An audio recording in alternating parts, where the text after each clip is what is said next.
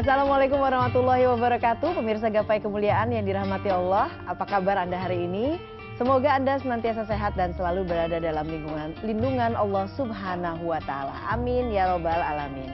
Alhamdulillah, senang sekali hari ini saya Eva Yunizar kembali hadir menjumpai Anda dalam program kesayangan kita, Gapai Kemuliaan. Selama 30 menit ke depan, insya Allah kita akan secara khusus membahas tema tentang tafsir surah Al-Falaq. Surah pendek yang sering kita bacakan dalam sholat ini memiliki beberapa hikmah. Nah, insya Allah kita akan kaji bersama pada pagi hari ini. Dan seperti biasa, saya tidak sendiri, hari ini sudah hadir bersama saya di studio. Ada gurunda kita semua, Kiai Haji Muhammad Faiz. Assalamualaikum, Kiai. Waalaikumsalam warahmatullahi wabarakatuh. Kiai, apa kabar, sehat, Kiai? Alhamdulillah, baik, sehat. Alhamdulillahirrabbilalamin. Nah, pemirsa, bagi Anda yang memiliki pertanyaan, silakan Anda bisa kirimkan pertanyaan Anda baik berupa pesan teks maupun dalam bentuk video melalui nomor WhatsApp yang tertera di layar kaca. Anda juga berkesempatan untuk bertanya langsung kepada Kiai melalui sambungan Zoom yang nanti secara teknis akan ditentukan oleh tim Gapai Kemuliaan. Ya, langsung saja ya, Kiai. Nah, Kiai, kita akan bedah surah Al-Falaq. Apa maksud dari kata Al-Falaq ini sendiri dan apa sebetulnya sebab diturunkannya surah ini? Iya. Al-Falaq itu di dalam bahasa Arab artinya bisa mengandung makna sebagai subjek atau mengandung makna sebagai objek. Falaqo itu di dalam Al-Quran yang menggunakan bahasa Arab itu diartikan sebagai pembelah atau yang terbelah. Jadi kalau dia sebagai subjek, dia yang membelah, dia yang membuka. Kalau sebagai objek, maka dia yang terbelah dan dia yang dibuka. Dia dinamakan surah Al-Falaq, ini adalah nama yang paling masyhur dari surah ini, itu untuk mengajarkan kepada kita inti dan substansi dari tauhid, bahwa yang maha pembuka, yang bisa membuka, yang bisa mengurai itu hanya Allah Subhanahu wa Ta'ala. Kenapa saya katakan terbelah? Mengapa dikatakan juga di dalam bahasa Arab itu mengandung kata pembuka? Karena ini kalau kita gunakan maknanya di dalam bahasa Arab yang ada di Al-Quran, Allah juga menamakan dirinya sebagai Faliqul Isbah. Allah lah yang memecah dan membelah kegelapan malam ketika datangnya waktu sobah di pagi hari. Allah juga di dalam Al-Quran menyatakan bahwa Allah lah yang Faliqul Habbi wan Nawa, yang membuka biji-bijian. Kita kalau mau menanam, itu kan bibitnya, itu lebih sering kayak biji. Dari biji ini bagaimana mungkin misalnya biji yang saya lemparkan ke atas tanah kemudian tumbuh menjadi tumbuh-tumbuhan kalau tidak terbukanya biji tersebut. Maka di sini Al-Falaq diartikan sebagai pembuka. Jadi kalau kita punya permasalahan, kita punya problema, kita punya apapun, yang bisa membuka dan menyelesaikan itu adalah Allah Subhanahu wa Ta'ala. Nah, apa kemudian sebab diturunkannya dari surah Al-Falaq ini sebetulnya? Iya, Kiai? surah Al-Falaq ini di dalam kajian tafsir itu memang berbeda pandangan banyak ulama. Mayoritas mengatakan bahwa ayat-ayat ini turun di Mekah. Artinya kalau secara tempat ya di kota Mekah, secara periode waktu sebelum Rasulullah hijrah ke Madinah itu sebagai obat, sebagai perisai, sebagai pelindung dari kepercayaan masyarakat jahiliyah akan adanya penyakit al-ain. Nah, seingat saya juga di Gapai Kemuliaan ini pernah kita membahas tentang penyakit ain. Ain itu lahir dari kekuatan mata. Mata yang diliputi oleh perasaan hasut, dengki, kebencian, kemudian dibantu tentu oleh setan yang ingin mencelakakan manusia ini. Orang yang dilihat oleh al-ain tadi itu, maka dia biasanya sakit. Nah, itu terkenal sekali di kota Mekah. Kalau ada orang punya kekuatan mata, hati-hati loh. Kamu nanti dibuat sakit oleh pandangan dia. Maka kemudian turunlah surah ini untuk menjadi perisai. Kalau kamu menghadapi ketakutan akan penyakit ain, ini kan lebih berbasis kepada sesuatu non-fisik. Jadi kalau diperiksa ke dokter pada masa itu, cek lab sehat walafiat. Fisiknya sih sehat Sehatnya, walafiat, tapi kemana perasaannya tidak enak. Dia ada demam, tapi dia juga tidak tahu tahu, dia tidak kena penyakit apapun. Nah, itu kemudian surah ini diajarkan kepada Rasulullah sebagai perisai.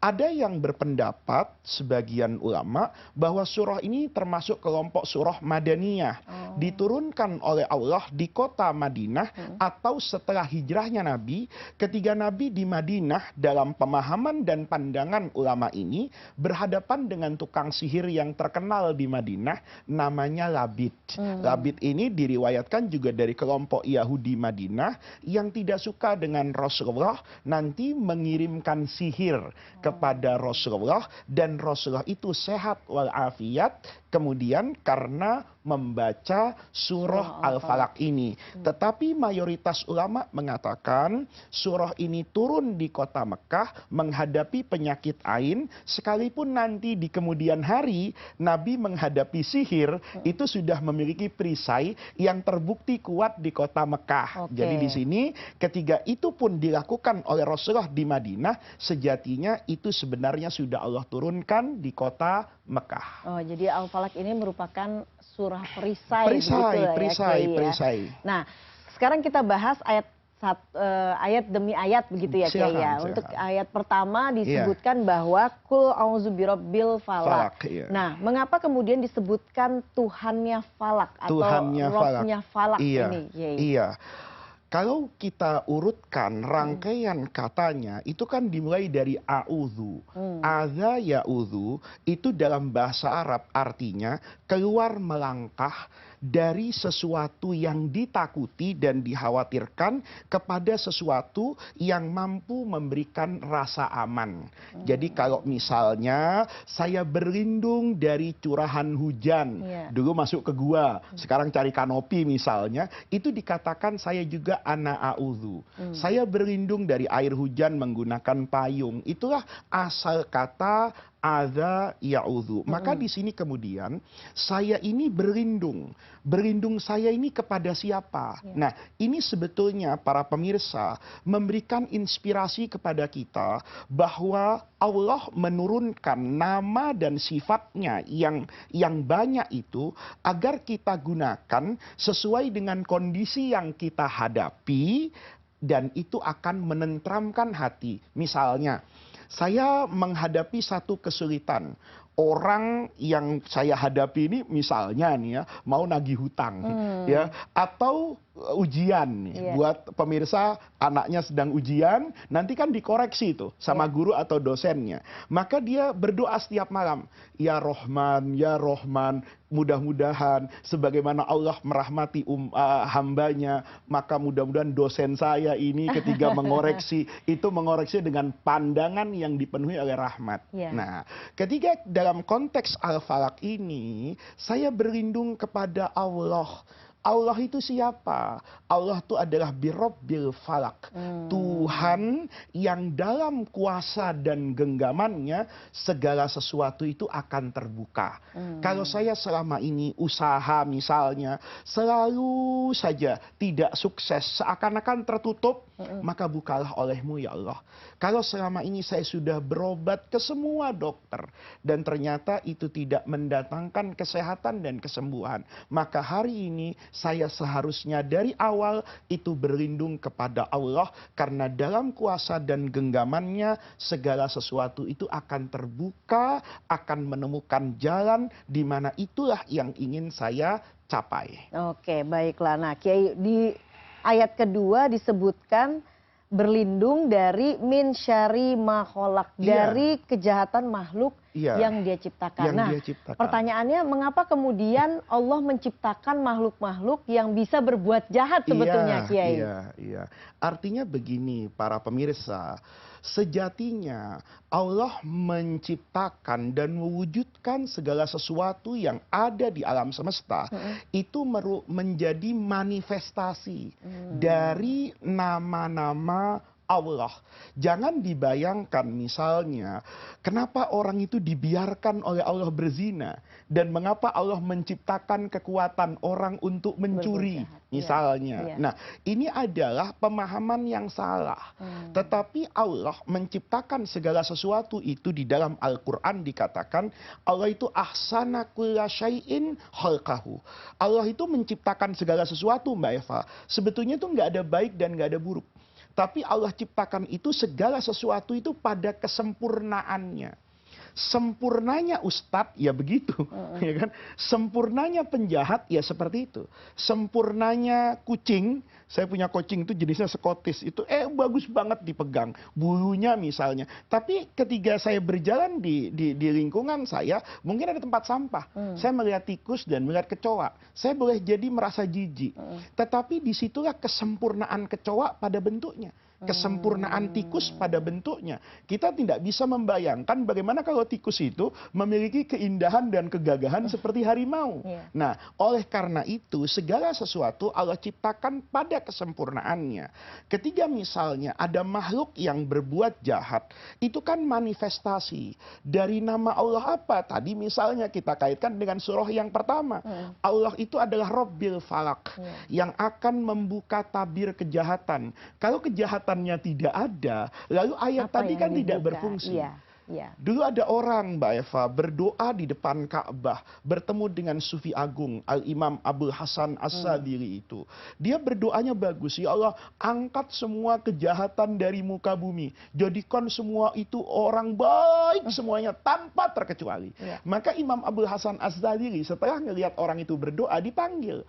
Kalau kemaksiatan itu hilang secara total di dunia ini, lalu hendak ditaruh di mana nama Allah yang Tawwab, Maha menerima taubat.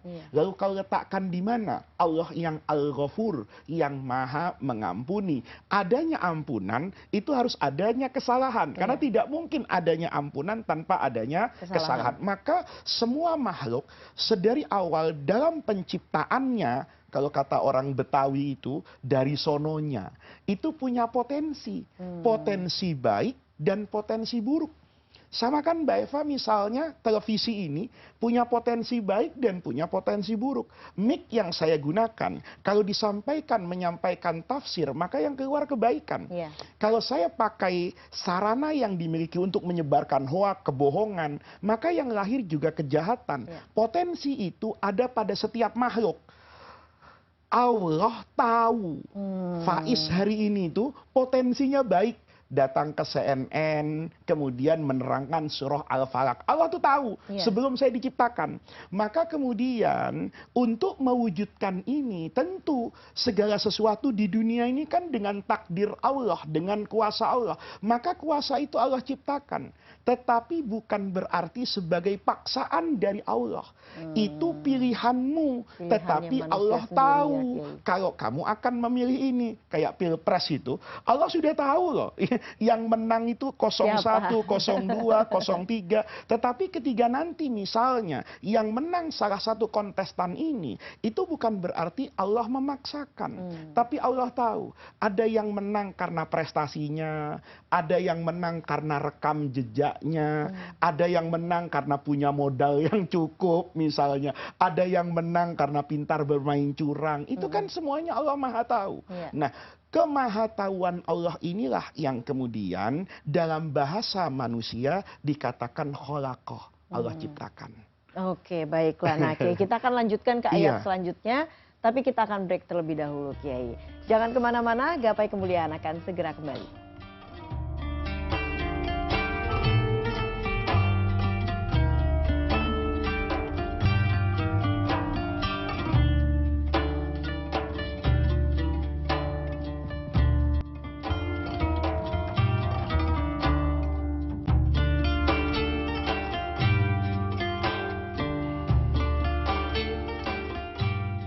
Ya, terima kasih Anda masih menyaksikan Gapai Kemuliaan dalam episode Tafsir Surah Al-Falaq. Kita lanjutkan ke ayat ketiga ya, Kiai ya. Wa min syarri ghasikin idza waqab.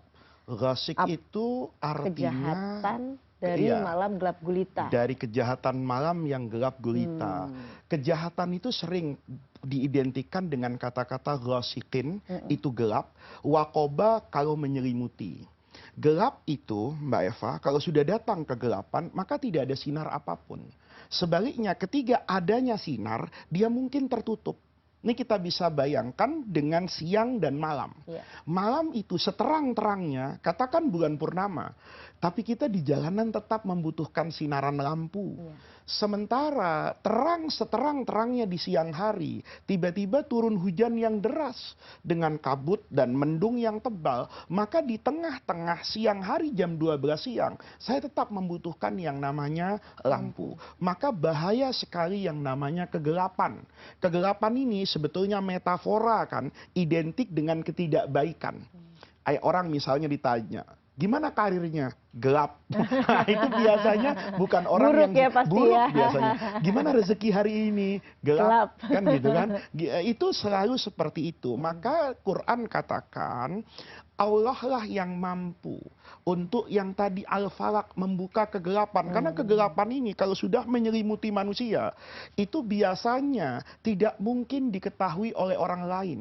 Tetapi dia nanti akan dibuka tabir itu oleh Allah Subhanahu wa Ta'ala yang memberikan wahyu kepada para nabi, memberikan ilham. Satu contoh misalnya, kalau kita ambil cerita-cerita di masa lalu misalnya, kasus Nabi Yusuf alaihissalam yang kemudian dibenci oleh saudara-saudaranya. Kejahatan itu dibungkus Mbak Eva dengan perencanaan yang matang. Ketika Nabi Yusuf itu selalu dijaga oleh orang tuanya, Nabi Yakub, itu saudara-saudaranya itu nggak ngajak sembarangan. Kata mereka, Bapak, Yusuf ini mau saya ajak main. Yal'ab wa yarta. Yal'ab itu permainan karena semua anak suka main. Wa yarta itu makan. Karena boleh jadi kalau makan di rumah susah. Tapi kalau makan di restoran gampang. Ayo saya ajak nih makan ke tempat wisata. Maka ini kan sudah merencanakan penipuan itu. Kemudian dibawa keluar. Setelah dibawa keluar itu kan dimasukkan ke dalam sumur. Kita bisa lihat bajunya dilumuri darah. Ya, darah ini membasahi bajunya Nabi Yusuf alaihissalam. Ya. Kemudian yang ketiga, mereka kembalinya, pembunuhan itu tidak terjadi pada waktu malam, tapi siang hari. Tapi mereka dalam Al-Quran itu waja'u abahum isya'an. Datangnya itu malam-malam. Ini kan sudah merencanakan. Artinya apa? Yusuf itu tidak meninggal di sumur itu. Kalau mereka kembalinya sebelum maghrib misalnya, maka Nabi Yakub ayahnya mengatakan, mana buktinya anak saya meninggal? Itu dimakan serigala Pak. Udah kalau gitu, kalaupun dia sudah tidak selamat, tulangnya kita ambil, kita kuburkan dengan layak. Tapi karena mereka datangnya malam-malam, kan tidak memungkinkan mereka untuk keluar. Karena tidak ada sinaran apapun di masa itu kan. Maka ini namanya kejahatan yang berencana ini. Artinya sudah diliputi oleh kegelapan yang menyelimuti. Tetapi Allah itu kan yang dikatakan tadi birabbil falak. Begitu sampai mereka nangis, wah mereka ya salah, aktingnya bagus. Ini kalau casting sinetron langsung diterima lah ini. Ini luar biasa. Tapi Nabi Yakub itu dikasih tahu sama Allah, dibisikin, bagaimana mungkin anakmu mati dimakan oleh serigala? Itu bajunya tidak terkoyak, ada yang luput. Luput betul. Ya kan berarti sopan betul serigala ini. Sebelum menerkam, bajunya disuruh lepas. Bagaimana yang berlumuran darah tapi dalam kondisi sempurna. Itu artinya Allah itu Rabbil Falak. Allah buka itu hanya dengan cara yang sederhana. Nabi Musa alaihissalam itu kan kalau kita lihat ya, itu kehidupannya sebenarnya diliputi oleh segala sesuatu yang gelap kan. Tapi ternyata Allah yang falak membuka jalannya dengan cara yang unik loh. Ya, Nabi Musa dikejar-kejar sama Firaun, ya, hidupnya tertutup, tidak mungkin luput dari kejaran Firaun siapapun hari itu. Tiba-tiba yang menyelamatkan Nabi Musa berlindungnya di mana? Di istananya Firaun. Siapa yang menyelamatkan itu? Allah. Kalau Allah pakai cara, itu nggak kirim malaikat, nggak kirim pasukan perang, bisikan istri Fir'aun itu, abang jangan bunuh mas anak ini. Itu bisikan istrinya Fir'aun itu mampu melulantakkan itu ya keinginan Fir'aun yang feeling politiknya bilang ini anak yang akan menghancurkan saya. Itu namanya falikul isbah. Nabi Yusuf yang tadi kita ceritakan ketika di penjara, itu Allah nggak kirim kan pengacara handal, pasukan yang memporak-porandakan penjara, itu enggak. Allah kirim sesuatu yang lembut, mimpi. Nah itu sejatinya kita harus berlindung kepada Allah dari kegelapan kejahatan itu, karena kalau sudah mendapatkan perlindungan dari Allah, segelap apapun tabir itu pasti datang. Segelap apapun kita harus yakin bahwa gelapnya malam semakin pekat itu akan semakin datang. Waktu pagi kalau kita berlindung kepada Allah Subhanahu wa taala. Baiklah Kiai, kita akan ke ayat selanjutnya Iya. Kiai, tapi kita harus break terlebih dahulu Iya. Kiai. Kita akan lanjutkan saat lagi. Jangan kemana-mana, Gapai Kemuliaan akan segera kembali.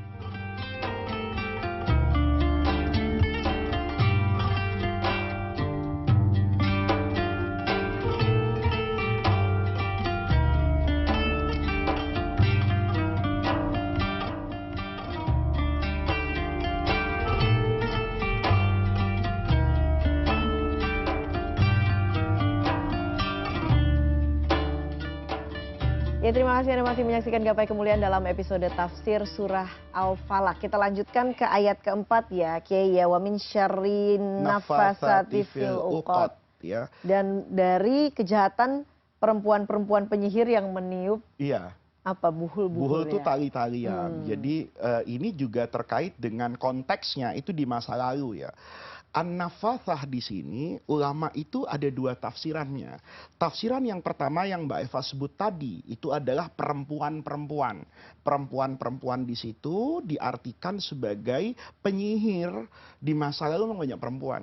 Dan itu sebetulnya bukan persoalan di Arab. Jadi penyihir ini hanya ada perempuan ya, Kiai? Bukan hanya ada, mayoritas. Mayoritas. Kita di Indonesia pun ya, kalau benci sama orang, itu kadang-kadang kan ngomong dasar nenek sihir. Kita nggak pernah dengar dasar kakek sihir, itu nggak pernah dengar. Jadi memang di masa lalu itu banyak sekali yang memang tukang sihir, orang-orang yang suka bermain magic dan sebagainya. Itu gendernya adalah perempuan, maka disebut nafathah.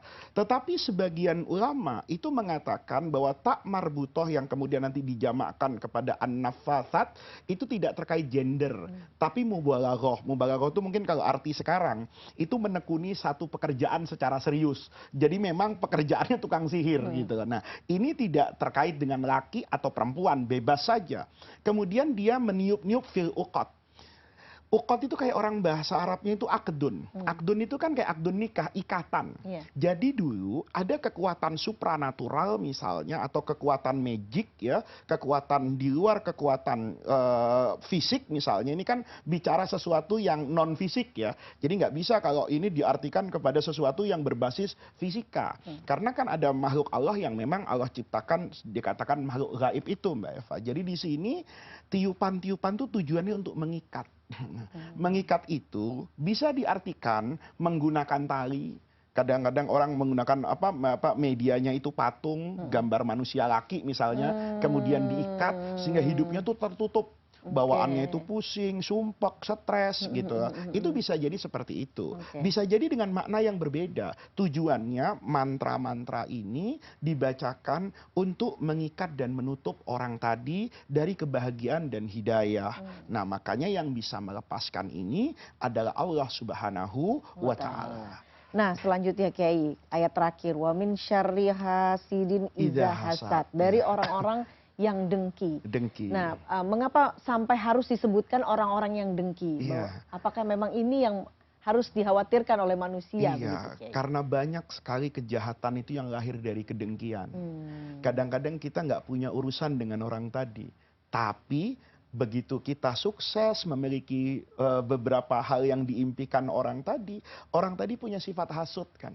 Nah ini bahaya sekali. Makanya kita dalam hidup itu kadang-kadang mendapati ya, saya ini nggak pernah kok berbuat tidak baik kepada orang tertentu, tapi kenapa sih orang itu kok nggak ramah sama saya? Nah boleh jadi itu lahir dari sifat hasut. Maka kata Rasulullah, sifat yang menghancurkan itu diantaranya hasut. Iyyakum wal hasada. Hati-hati kamu dengan sifat hasut ini. Kenapa? Fa innal hasada, karena sifat hasut ini yakulul hasanat, bisa memakan, artinya menghapus ya, al-hasanati semua kebaikan, kama ta'kulun nar, seperti membakarnya api, al-hatoba kayu bakar yang sudah dibasahi oleh bensin.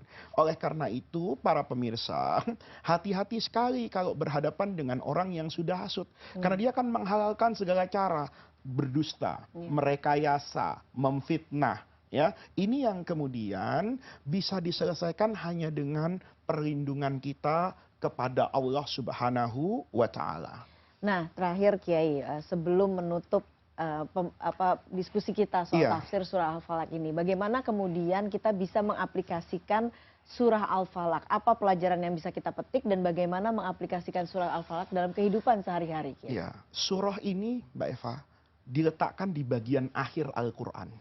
Sementara bagian awal Al-Quran itu adalah surah Al-Fatihah. Dia dikatakan Al-Fatihah karena dia Fatihatul Qiraah, bacaan apapun selalu dibuka dengan Al-Fatihah. Fatihatul Kitab, mushaf dimanapun, surah yang pertama adalah Al-Fatihah. Ini ditaruh di terakhir. Kenapa? Ini menjadi penutup dan inti dari semua ajaran Al-Quran. Kalau ingin hidupmu beres, sejahtera, berlindunglah hanya kepada Allah. Maka inti dari surah Al-Falaq itu mengajarkan, jangan pernah menyandarkan diri kita kepada apapun, jangan pernah berharap kepada siapapun, karena yang ada bersama dengan kita mungkin satu hari akan pergi dan berlalu, tetapi Allah Subhanahu wa Ta'ala itu adalah Tuhan yang maha kekal abadi. Berlindunglah kepada Allah, memintalah kepada Allah, maka engkau tidak akan pernah kecewa kalau berharap dan mengadukan semua permasalahan hanya kepada Allah. Nah, Rasulullah itu sering membaca surah Al-Falaq ini dengan surah Anas, dibarengi dengan surah Anas ya. Mengapa demikian? Apa istimewanya, Kiai? Itu karena dua pasang ini itu disebut juga di dalam Islam sebagai al-mu'awwidhotani, atau orang sering menyebut al-mu'awwidhotaini, dua perisai dan dua pelindung. Ini satu paket nih. Kalau dibaca, baca dua-duanya. Karena nanti mungkin episode berikutnya kita akan membahas surah An-Nas itu secara spesifik pada manusia. Nah, di sini Rasulullah sering sekali itu. Kalau beliau sakit, ya, beliau membaca kedua surah ini. Kadang-kadang menggunakan media air. Air dalam gelas, dibacakan surah Al-Falaq, kemudian dibacakan juga surah An-Nas, diminum. Bahkan dalam sakitnya, itu istrinya Rasulullah, Ummul Mukminin, Sayyidatuna Aisyah radhiyallahu anha, itu sering juga membacakan surah ini, kemudian di atas kedua tangan beliau, kemudian tangan setelah membaca ini diusapkan. Ini namanya tawassul dan wasilah. Yang menyembuhkan itu Allah. Tapi sarananya adalah surah Al-Falaq. Ditaruh di sini, boleh jadi ada ludah yang keluar nih Mbak Eva. Tapi ludah yang keluar ini adalah ludah yang basah karena Al-Falaq. Kemudian ada air. Airnya air biasa. Tetapi dia menjadi istimewa karena dia diniatkan, ya Allah, saya bacakan surah Al-Falaq ke air ini. Mudah-mudahan yang meminum air ini, itu akan mendapatkan apa yang seharusnya dia dapatkan ketika dia mengatakan birabbil falak. Selesailah semua urusan birabbil falak. Tetapi yang penting saya ingatkan adalah keyakinan kita kepada Allah. Doa apapun, itu harus hatinya tuh wusul kepada Allah. Jangan ada pertanyaan, masa iya sih bisa sembuh cuman baca qul a'udzu birabbil falaq? Masa iya sih suami saya bisa terjaga dari pelakor hanya karena ini kalau tidak saya telepon? Itu bisa ya, Kiai ya? Kok bisa? Kan min syarri ma khalaq. Dari semua kejahatan. Jadi kalau Mbak Eva takut suaminya digoda macam-macam, ya sebelum keluar rumah bacakan suaminya surah Al-Falaq. Jadi sambil buat minum gitu ya. Iya. Dan suaminya dan saya misalnya kadang-kadang anak saya itu dulu sering kalau mau berangkat tuh dibacain saya surah Al-Falaq, dan itu salah kalau kita kemudian menjadi tersinggung. Ada orang yang salah dalam beragama itu, nah memang bapakmu kena jin, kena setan. Loh, tidak harus kan, karena ini adalah memohon perlindungan kepada Allah. Kita tidak pernah tahu apa yang sejatinya sedang berlaku kepada kita hari ini, esok, dan mungkin di masa yang akan datang. Oke, baiklah, alhamdulillah Kiai. Insya Allah kita akan langsung dipraktekkan apa yang kemudian Kiai sampaikan. Terima kasih untuk ilmunya pada hari ini Kiai. Insya Allah kita akan jumpa di episode berikutnya. Amin. Pemirsa, usai sudah jumpa kita kali ini dalam program Gapai Kemuliaan. Semoga kajian kita hari ini membawa manfaat dan menjadi wasilah kita menjadi hamba Allah yang lebih bertakwa. Semoga Allah senantiasa mudahkan kita dalam menuntut ilmu. Saya Eva Yunizar dan Kiai Haji Muhammad Faiz undur diri. Terima kasih atas perhatian Anda. Wabillahi taufiq wal hidayah. Wassalamualaikum warahmatullahi wabarakatuh.